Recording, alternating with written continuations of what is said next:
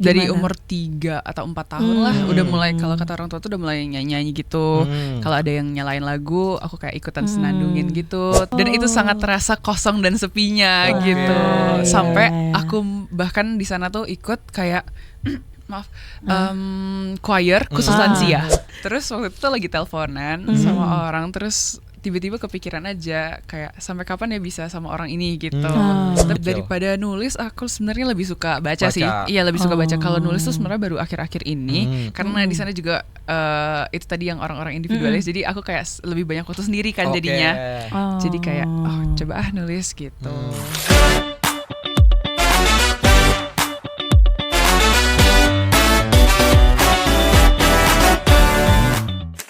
Hai listeners, seperti biasa siang harinya ada Lembayung di Radio siaran bareng Diva. Lagi ribet ya Kak Abdu ya? Ribet ini. Apa nih? Urusan rumah tangga atau apa ribetnya? Oh enggak ya. Kita juga kan live di TikTok, Betul. Radio FM dan YouTube-nya Oke Zone Woman. Diva, salam kenal juga Kak. Diva apa kabar, sehat ya? Sehat dong. Kakak apa kabar? Agak sedikit serah. Habis konser kali gue. Diva lagi sibuk apa sekarang selain nyanyi-nyanyi nih? Kuliah sih. Kuliah. Semester berapa kuliahnya? Baru mau masuk 4. Baru masuk 4. Tapi karena aku kuliah di Australia, jadi cuma 6 semester aja. Oh gitu ya? Enak ya? 6 semester? Iya. Tapi berarti cuma 3 tahun ya? Bener ya? Betul, 3 tahun. Jurusan apa? Business, commerce.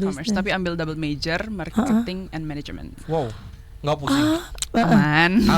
Masih aman sejauh ini. Oh di sana tuh apa namanya bisa ya? Maksudnya double tapi di jangka waktu yang sama gitu berarti Bisa. ya? Oh, berarti tapi lebih ekstra kan kuliahnya?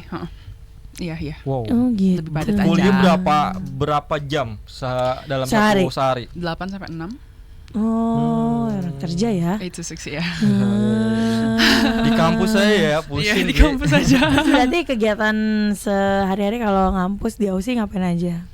Ngampus. Selain ngampus pasti kan nggak mungkin ya ngebul kepala kan? Benar. Nggak ada kupu-kupu. Ya ampun, kupu-kupu ya. Itu udah 8 sampai 6. 8 sampai 6 Iya. Aussie loh, nggak muter-muter. Enggak. Iya, kadang sih libur, kalau libur aja. Iya. Nggak nambah ini apa? Nambah apa? Kerja di sana. Oh, part-time ya. Part-time juga? Part-time. Makin Part-time pusing tuh kayaknya. Part-time. Iya, boleh nggak sih liburan aja Iya Kak bener Aussie? ya sih, nggak usah pusing-pusing ya. Berarti kamu sambil kuliah Betul. terus sambil bermusik juga. Itu dari Iya. kecil atau gimana tuh awalnya? Dari kecil banget. Dari Gimana? umur 3 atau 4 tahun lah udah mulai, kalau kata orang tua tuh udah mulai nyanyi-nyanyi gitu. Kalau ada yang nyalain lagu, aku kayak ikutan senandungin gitu. Terus beberapa tahun kemudian sekitar umur 6 atau 7 itu baru mulai kayak kursus-kursus gitulah. Berarti memang karena udah terlihat bakatnya terus Iya, akhirnya mungkin ya. lesin Arahkan gitu sama orang tua. Iya. Tapi memang lesnya selalu vokal atau ada yang Ya, biasanya apa, ada instrumen. Betul. Oh, ada instrumen juga. Terus aku juga dulu atlet. Wow, atlet apa? Taekwondo, basket. Wow. Kita lihat sih dari Banyak ya perawakannya kegiatannya. kalau basket banget. Iya, basket. Basket banget ya. Basket karena tinggi kan tadi. Iya, pas benar. tadi gue lihat, waduh minder juga nih tinggi banget. Nanti kan biasanya kita di akhir kan ada sesi foto ya. Iya. Nggak apa-apa kamu nggak ikut. Aku ikut sama Diva itu berdua. Ikut, cuman gigit. Oh iya, boleh. Berarti habis kamu suka nyanyi dari kecil terus akhirnya les. Iya. Terus akhirnya kapan tuh waktu dimana kayaknya aku mantep deh mau di dunia musik gitu. Dunia musik ya. Jadi kan emang dari kecil tuh udah les-les, terus ada selingan kayak jadi atlet taekwondo, atlet basket. Tapi selama apa ya, kayak yang lain itu nyanyi ini tetap gitu. Jadi kayak emang pada akhirnya emang ternyata emang passionnya nyanyi nih gitu. Gitu sih. Terus di SMA akhir itu baru fokus banget ke musik. Tapi apa yang akhirnya titik balik yang bikin aku mau fokus mau jadi penyanyi, maksudnya mau jadi penyanyi gitu, bukan fokus jadi penyanyi. Jadi gitu. penyanyi.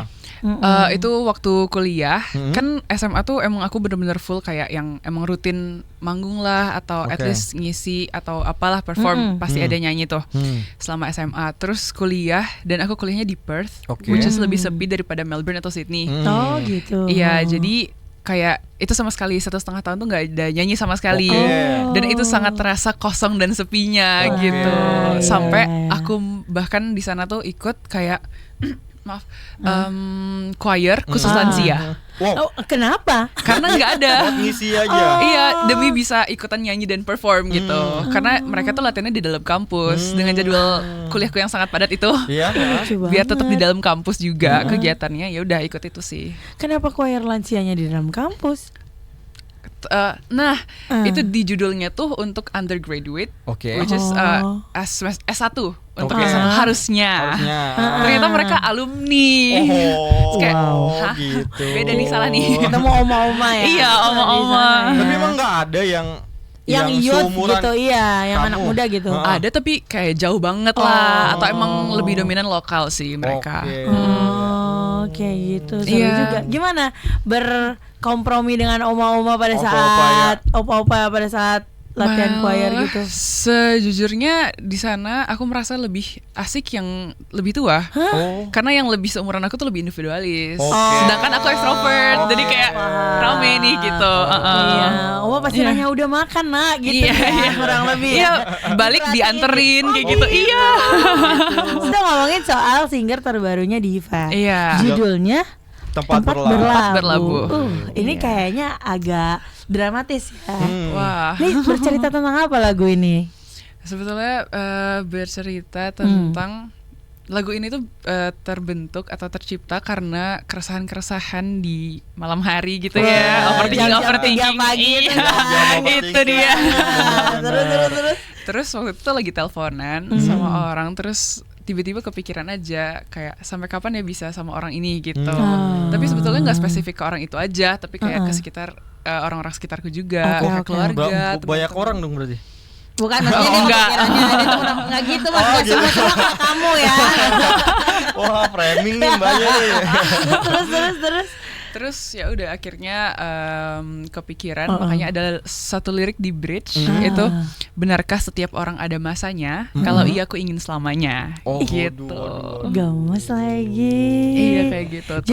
Jadi awalnya terinspirasinya dari ngobrol aja gitu ya. Iya, betul dari Kenapa ngobrol. Kenapa tiba-tiba kepikirannya kayak gitu? Apa emang isi obrolannya apa? Iya. Jadi kepo ya. Iya, pengen tahu deh. Waduh. Apa yang udah serius itu? Apa isi obrolannya gitu? Iya kan itu jam-jam deep talk gitu gak sih? Kadang-kadang diobrolin ya, kenapa ya bola basket bulat segitu ya. Iya lagi. Kalau jam segitu kenapa ya pikiran kita tuh suara itu terus akhirnya setelah kamu kepikiran ideas itu, terus akhirnya apa yang dilakukan, nulis lirik kah atau gimana gitu? Iya, waktu itu awalnya ditulis bagian bridge sampai ref. Terus setelah itu tidur, jadi kayak segitu aja nih baru dapetnya, terus dilanjutinnya besok paginya, terus full deh dapet gitu. Jadi sebenarnya menceritakan kayak memang pengen bersama terus nih, tapi kayak ya udah ikhlasin aja dulu. Jadi kayak kalau emang udah jodohnya mungkin pasti ketemu lagi gitu. Jadi kayak tempatmu berlabuh tetap aku. Gitu. Seneng deh jadi dermaga nih. Waduh. Sebenarnya inti dari lagu ini tuh happy ending apa sad ending?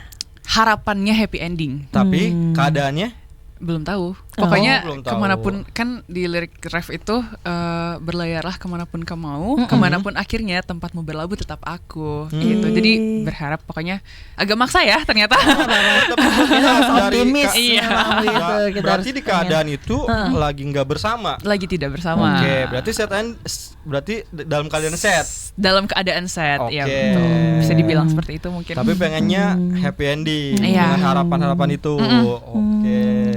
Ini kisah-kisah LDR nggak sih sebenarnya? Iya lagi. Gitu, berarti lirik dulu yang dibuat, terus apa sudah bersama dengan aransemen atau gimana? Lirik dulu, karena entah kenapa kalau misalnya musisi lain itu padahal kebanyakan pasti dapat melodinya dulu, baru dimasukin lirik. Sedangkan aku kebalikannya, aku dapat lirik dulu, baru kayak ini asik nih jadi lagu deh gitu, baru dicariin melodinya.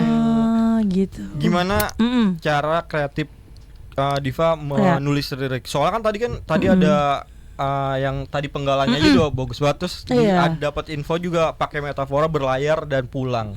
Itu gimana sih cara kreatifnya, atau emang karena emang Diva banyak baca kah dengan akhirnya keluar kata-kata itu, atau gimana? Betul-betul, sebenarnya banyak baca sih, emang dari kecil udah suka baca juga, baca apapun. Terus banyak apa ya?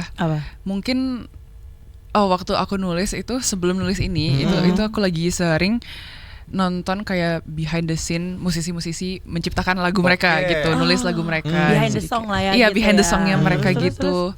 Terus kayak oh iya cakep nih. Terus kayak misalnya mereka mau mengungkapkan sebuah pesan gitu. Terus yang dipakai enggak directly, misalnya kayak cinta. Enggak, yang ditulis tuh enggak cinta, tapi kata kedua atau ketiganya atau sinonimnya atau metaforanya. Iya, kayak gitu-gitu sih kreatifnya. Tapi emang Diva sendiri suka banget nulis kah, atau suka banget ya sastra kah, atau itu yang metafor atau gimana? Dari kecil. Daripada nulis, aku sebenarnya lebih suka baca sih. Iya, lebih suka baca. Kalau nulis tuh sebenarnya baru akhir-akhir ini, karena di sana juga itu tadi yang orang-orang individualis. Jadi aku kayak lebih banyak waktu sendiri kan jadinya. Jadi kayak coba nulis gitu.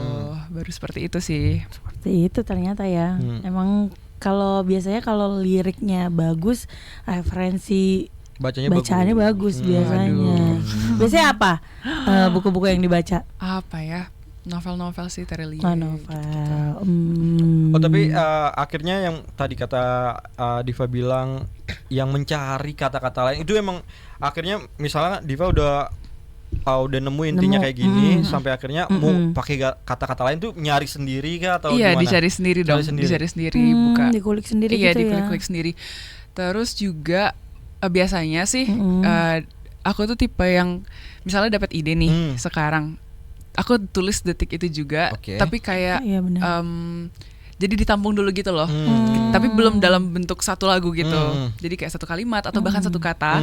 Terus ketika nulis aku buka itu lagi gitu. Misalnya kayak ngobrol nih, terus dapat satu kata, itu bagus tuh kata-katanya, terus aku tulis gitu. Kira-kira udah dapat belum dari tadi kata-kata bagus dari kita? Kayaknya belum ya. Belum. Kayaknya enggak ada yang bisa diambil kayaknya. Sulit. Tapi sampai akhirnya menjadi satu kesatuan lagu ini itu berapa lama? Iya.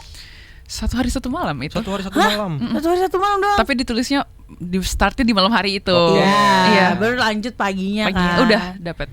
Udah langsung finish.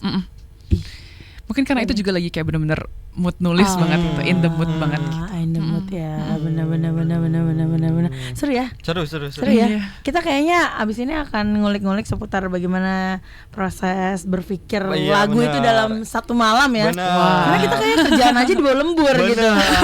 Kayak kelar gitu. Besok ada lagi. Terus tanya nih sama hari ini Diva. yang dikerjain juga besok. Iya. Nih dia nih apa? Bukan saya apa? Waduh. Jangan kemana-mana ya, pilih sana tetap di Radio siaran bareng Diva.